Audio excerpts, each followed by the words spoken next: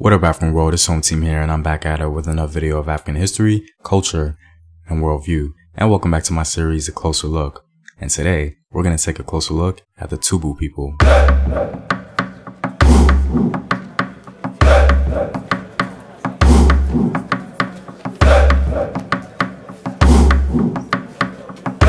And as always, if you want to support the Home Team, you can do so on patreon.com. I have some new rewards for you guys, so be sure to check that out. Also, go to Afrographics.com, a website where you can find unique illustrative infographics summarizing African history. All links to Patreon, Afrographics, and Home Team merchandise are in the description box below. The Tubu are also known as the Teta people, and they're found mostly in northern Chad, southern Libya, and eastern Niger. Their name in the Kanuri language apparently means inhabitants of Tu, Tu meaning rocks, and Bu meaning a person or people of the rocks. The word Tu is also used to mean the Tibesti Mountains. Thus, their name means people of the Tibesti, a remote inaccessible area that remains today a major Tubu stronghold. The Tubu are predominantly pastoralists, raising camels and other livestock, and cultivating date palms and small gardens where water supplies permit. Now, some scholars have proposed that the Tubu are among the most ancient of the Sahara's inhabitants. It's also been proposed that the Tubu people have an ancient connection with the Garamantes civilization in some form or another. The Garamantes' best known export in ancient times was cited to be called carbuncles, or today known as Amazonite. The source of this stone is in the eastern foothills of the Tibesti Mountains, and it's still extracted by the Tubu people today. Another interesting ancient reference to the Tubu people comes from the ancient Egyptians themselves. In pharaonic times, Amazonite was mined, and considerable quantities of it were exported in ancient Egypt. Amazonite was known to the ancient Egyptians as Temhu or Temhi. It's been suggested that the Egyptians knew of the Tubu people under the name Temhu. There's no solid evidence to affirm these connections, but it most certainly is plausible. The Tubu are divided into two major branches, the Teta and the Daza. The Teta are the core of the Tubu people today. The southern Daza are cattle herders. The Daza are generally considered a separate group, but the Teta and Daza are further subdivided into a number of clans. The Teta call their dialect Tedaga, and the Daza call theirs Dazaga.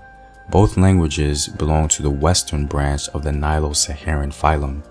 Some scholars still hold that the Tubu may be of at least partial Berber origin, but this hasn't been confirmed. Although the Tubu have been linked to the founding of the kingdom of Kanem, they were being pushed back toward the north by the early 13th century. Their northern limits were set by their need for savanna pastures, reinforced by Ottoman pressures from Libya. The Tubu have been Muslim for centuries, although still retaining certain pre-Islamic spiritual beliefs and practices. As warrior nomads, they were able to exact protection rents from both caravans and from sedentary settlements in the vicinity of their territories. Subservient to the Daza are a craft-making people called the Aza. The Aza work wood, metal, and leather and provide the tent poles for the Tubu. The Aza are or were hunters who sold to the Tubu a number of items from their hunting, including finely tanned leather bags as well as fresh and dried meat. The Aza hunting abilities are held in a degree of awe, and the skins of animals they provide are used for a number of magical items by the Tubu. The most important are the charms suspended at the head of the bed and on camels called Kubu, Audrey, or Della. Tubu women have a very interesting and peculiar reputation for being so-called free, and are known to embarrass their husbands by stripping in public, even though this is strictly from a male's perspective. By the 19th century, the Tubu established a sultanate at Kuar in present-day Niger, replacing the Kanem-Bornu kingdom as overlords of the oasis and salt pans around Bilma. At the same time, they themselves became subject to the even more powerful Tuareg people. At the onset of colonial penetration into the region, the Tubu allied themselves with the Sanusiya, a reformist Sufi Muslim order based in Libya, strongly opposed to foreign rule. The Teta particularly played a leading role in ongoing anti-French resistance in both Niger and Chad, with the Tibesti regaining an effective independence between 1914 and 1930. Only lightly controlled at best during the colonial period, the Tubu people have been involved in a series of rebellions against the various governments of Chad that followed independence in 1960. The Tubu were also impacted in the 1980s by conflicts between Libya and Chad, focused on control of the Azov Strip along Chad's northern border, and more recently the conflict in Sudan's Darfur. The Tubu in Libya suffered what has been described as massive discrimination, both under the leadership of Gaddafi as well as after the Arab Spring.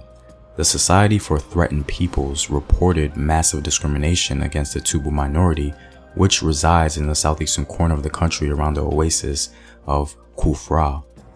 In December 2007, the Gaddafi regime stripped the Tubu Libyans of their citizenship, claiming that they were not Libyans but rather Chadians. In addition, local authorities denied Tubu people access to education and healthcare. In response, an armed group called the Tubu Front for the Salvation of Libya staged an uprising in November 2008, which lasted for 5 days before being stopped. Beginning in November 2009, the government began a program of forced eviction and demolition of Tubu homes, rendering many Tubu homeless. Several dozens who protested the destruction were arrested, and families who refused to leave their homes were beaten.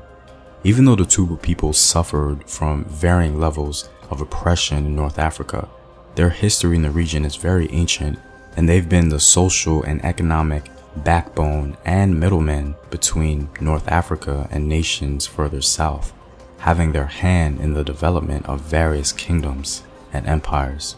Well, I'm all out, guys. If you like these videos and want to help out in its continued production, you can do so on Patreon.com. The link is in the description box below. Know thyself. Remember your ancestors. Peace.